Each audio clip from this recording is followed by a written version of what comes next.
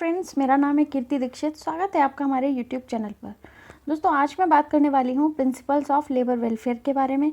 इस टॉपिक से एग्ज़ाम में 2 से 3 क्वेश्चन ज़रूर आते हैं।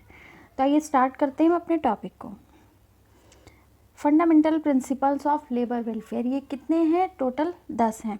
कहीं कहीं आपको 8 प्रिंसिपल भी देखने को मिलेंगे और कहीं पे 7 भी देखने को मिलते हैं, लेकिन आपको ये सभी याद रखने हैं जितने भी मैंने आपको बताए हैं। तो इनको जो भी इनका क्वेश्चन आता है एग्ज़ाम में, वो इस तरीके से आता है कि आपको सारे प्रिंसिपल दे रखे होते हैं और आपको चूज़ करना होता है कि कौन सा प्रिंसिपल ऑफ लेबर वेलफेयर है या फिर कौन सा नहीं है। और दूसरे टाइप से क्वेश्चन आता है इसके मीनिंग से कि इस प्रिंसिपल का क्या मीनिंग है, वो आपको चूज़ करना होता है। तो हमें दोनों तरीके से क्वेश्चन को याद रखना है।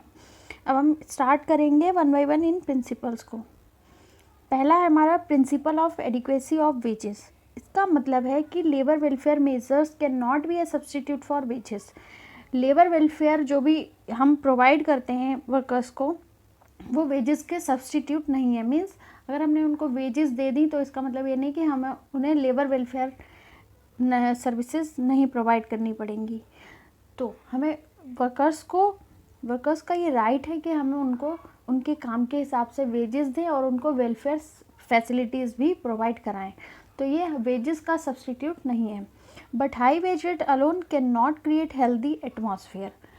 अगर हम वर्कर्स को हाई वेजेस प्रोवाइड कर देते हैं और वेलफेयर सर्विसेज नहीं प्रोवाइड करते हैं, तो उससे कोई हेल्दी एटमॉस्फेयर क्रिएट नहीं होगा हमारे ऑर्गेनाइजेशन में, और ये इससे कोई वर्कर्स का एक कमिटमेंट भी हमें नहीं मिल सकता। अगर हमने उनको हाई वेजेस दे दी तो इसका मतलब नहीं है कि वो अच्छे तरीके से काम करेंगे, मोटिवेटेड रहेंगे, ये ज़रूरी नहीं है।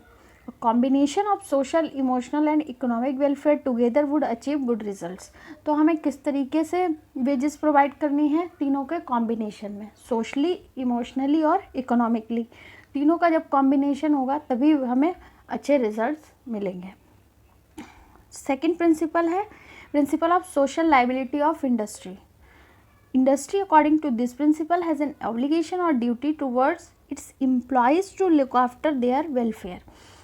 इस प्रिंसिपल के अकॉर्डिंग कि इंडस्ट्री की ये ड्यूटी है कि वो अपने एम्प्लॉयज़ की देखभाल करें, उनके वेलफेयर की देखभाल करें, जैसे कि जॉब सिक्योरिटी, फेयर वेजेस और opportunity for growth and development. तो एम्प्लॉयज़ की ये रिस्पॉन्सिबिलिटी है कि वो अपने एम्प्लॉयज़ का ध्यान रखें, उनके वेलफेयर सर्विसेज का ध्यान रखें। Third principle is principle of efficiency. Programmes for housing, education and training, career advancement, healthy and safety measures. अगर ये हम सारी चीज़ें एम्प्लॉयज़ को प्रोवाइड करेंगे तो क्या होगा? ऑटोमेटिकली वर्कर्स की एफिशिएंसी बढ़ जाएगी। अगर हम एम्प्लॉयज़ को वेलफेयर सर्विसेज प्रोवाइड करेंगे तो वर्कर्स भी हमें क्या देंगे? एफिशिएंसी। वो खुद ही एफिशिएंट हो जाएंगे, मोटिवेटेड रहेंगे, अच्छे तरीके से काम करेंगे, प्रोडक्शन ज़्यादा होगा, तो वर्कर्स एफिशिएंट हो जाएंगे। तो हमारा प्रिंसिपल कहता है कि हमें वर्कर्स को ये सारी चीज़ें प्रोवाइड करनी चाहिए उनकी एफिशिएंसी बढ़ाने के लिए।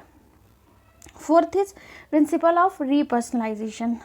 The development of the human personality is given here as the goal of industrial welfare. किसी भी इंडस्ट्री का क्या गोल होना चाहिए? अगर वो वेलफेयर फैसिलिटीज़ प्रोवाइड कर रहा है तो उसका ये एम होना चाहिए कि ह्यूमन डेवलपमेंट भी हो। So it is necessary to implement labour welfare services. तो लेबर वेलफेयर सर्विसेज को इम्प्लीमेंट करने के लिए ये बहुत ज़रूरी है। That is provide intramural and extramural labour welfare services. तो हमें इसके लिए क्या करना होगा? उनको इंट्रामुरल और एक्स्ट्रामुरल फैसिलिटीज़ प्रोवाइड करनी पड़ेंगी। इंट्रामुरल क्या होती हैं? जो हम ऑर्गेनाइजेशन के अंदर प्रोवाइड करते हैं। जब कोई एम्प्लॉय ऑर्गेनाइजेशन में काम कर रहा है तो उस वक्त उसको जो भी सर्विसेज हम देते हैं तो वो इंट्रामुरल कहलाती हैं, और एक्स्ट्रामुरल होती हैं जो आउटसाइड दी ऑर्गेनाइजेशन होती हैं। इसके बारे में भी मैंने एक वीडियो बनाया है, वो आप चाहें तो देख सकते हैं। Fifth is principle of coordination और integration. This plays an important role in the success of welfare services.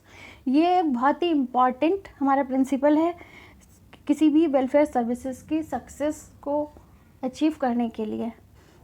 Coordinated approach will promote a healthy development of the worker in his work, home and community. अगर coordinated approach है किसी industry की तो वहाँ पे क्या होगा, healthy development होगा वर्कर्स का, वो अपने काम में एक हेल्दी उसका डेवलपमेंट होगा। जब वर्कर का डेवलपमेंट होगा तो उसकी फैमिली का भी डेवलपमेंट होगा, और फैमिली का होगा तो कम्युनिटी डेवलपमेंट भी होगा। This is essential for the sake of harmony and continuity in labour welfare services. और लेबर वेलफेयर सर्विसेज की कंटिन्यूटी और हार्मनी बनाए रखने के लिए कोऑर्डिनेटेड अप्रोच बहुत ज़रूरी है। Sixth is principle of totality of welfare. This emphasizes that the concept of labor welfare must spread throughout the hierarchy of an organization। किसी भी ऑर्गेनाइजेशन की लेवल्स में, जो कि upper level to lower level जो है labour welfare services, equally spread out होनी चाहिए। सभी को उस वेलफेयर सर्विसेज के नॉलेज होना चाहिए और इक्वली सब में स्प्रेड होनी चाहिए। तो totality of welfare is the principle of labour welfare. Seventh is principle of association और डेमोक्रेटिक वैल्यूज़। इस प्रिंसिपल को दो तरह से आता है, या तो एसोसिएशन के नाम से भी आ जाता है या फिर डेमोक्रेटिक वैल्यूज़। तो आपको दोनों ही नाम याद रखने हैं, इसमें कंफ्यूज नहीं होना है। The cooperation of the worker is the basis of this principle. Cooperation होना बहुत ज़रूरी है वर्कर का। किसी भी अगर हम लेबर वेलफेयर सर्विसेज के प्रोग्राम को फॉर्मुलेट करते हैं, इम्प्लीमेंट करते हैं, तो उससे पहले हमें क्या करना चाहिए, कंसल्ट करना चाहिए वर्कर से, और उसका एग्रीमेंट भी होना चाहिए। The principle is based on the assumption that the worker is a mature and rational individual. ये लाइन भी बहुत इंपॉर्टेंट है। वर्कर क्या है, एक मेच्योर और रैशनल इंडिविजुअल है। ये किस एजम्पशन पे बेस्ड है कि वर्कर जो है वो मेच्योर है, मीन्स उसको समझ है, और रैशनल है, वो अपना एनालिसिस खुद कर सकता है कि हमारे लिए क्या अच्छा है और क्या बुरा है। तो वर्कर्स को हमें ये मानना चाहिए, और वर्कर्स का पार्टिसिपेशन होना बहुत ज़रूरी है ऑर्गेनाइजेशन में। Workers also develop a sense of pride when they are made to feel that labour welfare programmes are created by them and for them. इससे क्या होगा, हम वर्कर्स का पार्टिसिपेशन कराएंगे तो वर्कर्स को एक सेंस ऑफ प्राइड फीलिंग आएगी, और उसको क्या लगेगा कि लेबर वेलफेयर प्रोग्राम्स जो हैं वो वर्कर्स के द्वारा ही बनाए जा रहे हैं, वर्कर्स के लिए ही बनाए जा रहे हैं। वर्कर्स को एक प्राइड फील होगा कि हाँ, हम ही बना रहे हैं इन प्रोग्राम्स को, इस तरह की फीलिंग आएगी। तो इसका मतलब है principle of association. Eighth is principle of co-responsibility. इसका मतलब है कि both employer and workers are responsible for labour welfare. दोनों ही रिस्पॉन्सिबल हैं, वर्कर्स भी और एम्प्लॉयर्स भी। When responsibility shared by different groups, labour welfare work become simpler and easier. जब हम रिस्पॉन्सिबिलिटी को डिफरेंट ग्रुप्स में डिवाइड कर देते हैं, सबको इक्वली डिस्ट्रीब्यूट कर देते हैं, तो लेबर वेलफेयर जो वर्क है वो सिंपल हो जाता है और ईजी हो जाता है। Ninth is principle of accountability. This में ऑल्सो भी called the principle of evaluation भी इसको हम बोलेंगे। One responsible person gives an assessment or evaluation of existing welfare services on a periodical basis to a higher authority। इसका मतलब है कि एक रिस्पॉन्सिबल पर्सन होना चाहिए ऑर्गेनाइजेशन में, जो कि असेसमेंट करे, इवेलुएट करे, जो भी वहाँ पे वेलफेयर सर्विसेज प्रोग्राम वहाँ पे बनाए गए हैं उनका एक पीरियोडिकल बेसिस पे, और जो भी हायर अथॉरिटी है उसको बताए इस बारे में। This is very necessary for then one can जज and analyse the success of labour welfare programme. और ये क्यों ज़रूरी है, किसी भी लेबर वेलफेयर प्रोग्राम की सक्सेस के लिए उसको जज करना और एनालाइज करना। Okay. 10th is principle of timeliness. इसका मतलब है to identify the labour problem. जो भी लेबर की प्रॉब्लम है उसको आइडेंटिफाई करना, to discover what kind of help is necessary, और ये डिस्कवर करना कि उस वर्कर को, उन वर्कर्स को किस तरह की हेल्प की ज़रूरत है, to solve it, and when to provide this help are all very necessary. और उनको ये हेल्प कब प्रोवाइड करनी है, एक टाइमलीनेस होनी चाहिए in planning labour welfare programmes. Labour welfare programmes की प्लानिंग के लिए ये सारी चीज़ें ज़रूरी हैं। वर्कर्स की प्रॉब्लम को आइडेंटिफाई करना और ये डिस्कवर करना कि उनको किस तरह की नीड चाहिए, किस तरह की हेल्प चाहिए, और वो हेल्प कब तक चाहिए, एक टाइम लाइन्स होनी चाहिए उसके लिए। तो ये सारी चीज़ें ज़रूरी हैं for planning labour welfare programmes. तो ये थे हमारे 10 प्रिंसिपल ऑफ लेबर वेलफेयर। अब हम एक क्वेश्चन प्रैक्टिस कर लेते हैं, ये हमारे पहले पेपर में आ चुका है। Which of the following is not a principle of labour welfare. इसमें से आपको चूज़ करना है कि कौन सा प्रिंसिपल नहीं है लेबर वेलफेयर का।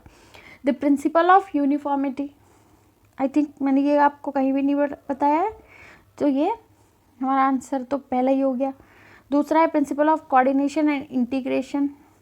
द प्रिंसिपल ऑफ एसोसिएशन, इसमें मैंने एक नाम और भी बताया था आपको, डेमोक्रेटिक वैल्यूज़।